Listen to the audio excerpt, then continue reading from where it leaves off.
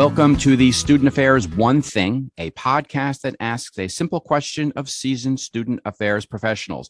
What is one thing you have learned that has helped shape your professional career? I'm your host, Stuart Brown, the developer of studentaffairs.com, one of the most accessed websites by student affairs professionals. On our pages, we have the most cost-effective job posting board, listing hundreds of open student services positions and a wide range of webinars. I want to thank our sponsor, Alcohol 101 Plus, a cost-free digital alcohol education program developed by responsibility.org. Designed to be used by colleges and universities, the course includes interactive and quick-paced programming covering core alcohol education topics. Through an administrative dashboard, the program contains tools for institutions to easily roster students, track progress, and analyze student metrics. To learn more about Alcohol 101 Plus, visit alcohol101.plus. On today's episode, I am very pleased to have Dr. Justin Lawhead, Dean of Students at the University of Memphis. Welcome to the program. Thank you. Thank you for having me. So, Justin, what is your one thing? The one thing that I've learned in 30 years of higher education is that change is constant, and change is who we are, and change is what we do. And so through that change, individuals need to be listened to, they need to be appreciated, and things need to adapt. And so particularly over the last 3 years, what I've tried to do is shift my management style to make sure that listening is a core identifiable trait, is a core action that I take every day. And staff know that when I listen, that information, that concern, whatever they're conveying to me, is part of my supervisory relationship or my advising structure with those students. I listen much more intently now than I ever have. Is there a story behind that where you had that epiphany about this? I came here in 2003 and I was a mid-season professional, and I really thought that I knew all that could happen at this institution. And not that I knew everything, but I knew what needed to be done.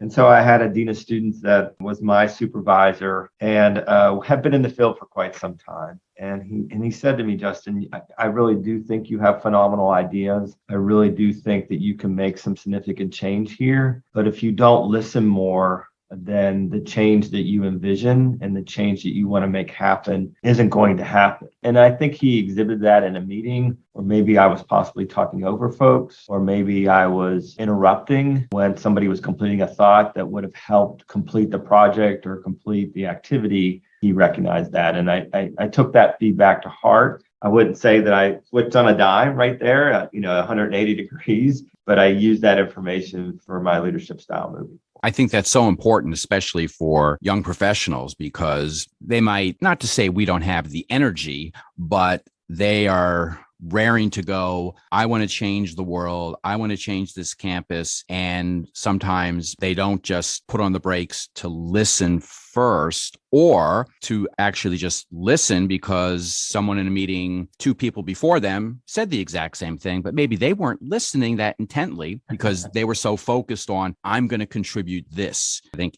everyone can just sort of step back and listen. Student Affairs always has a lot of voices in the room, right? And it's the reflection of our diversity of our field. It's the reflection of different experiences that people come from. So part of my shift with young professionals is I think they respect me as a leader. They respect the years that I've taken through training, but years of service does not mean as much to a young professional now as it did maybe 30 years ago when I joined the field. And there was a power dichotomy there that simply doesn't exist now, meaning that when I sat in a room with the dean of students 30 years ago, I thought that I didn't think I had a voice. I had to listen to what that person said. And young professionals treat that very differently now.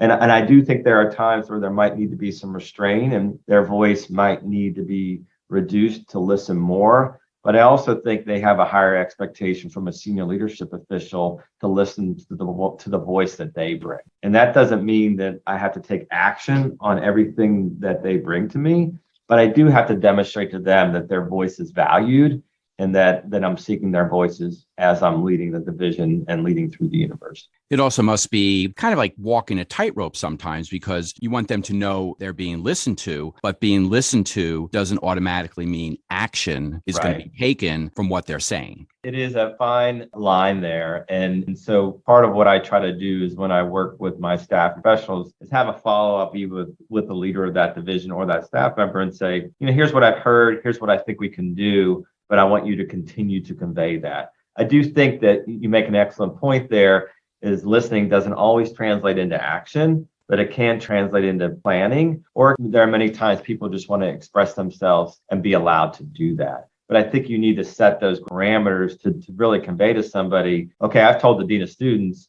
oh, that something's definitely going to happen. And that, we know how complicated higher education is. And that's where the dean of students role is interesting to me, because it's a known title. It's had a long history in higher education. But in the same respect, I don't have the ability to change all the things that people think I can do. And we've actually crafted messages from students that have sent us emails and said, I really appreciate your message. I'm sorry you're going through this experience. Here's guidance on how to resolve that, but I don't have the ability to resolve that with my current responsibility. So I think you bring an exceptional point there, as people look at your position and think it's going to create change.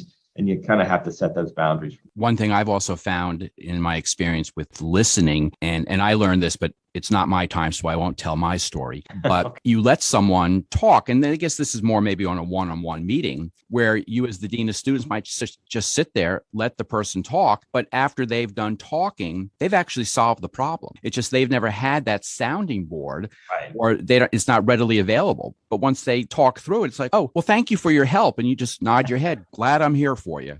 Yeah, there's been some confirmations of actions I've taken that have not really been any actions on my part, right? Merely a presence in the room can sometimes create the catalyst for folks to understand where they need to be. And I've got enough of my agenda that if that process comes out that way, I'm fully supportive.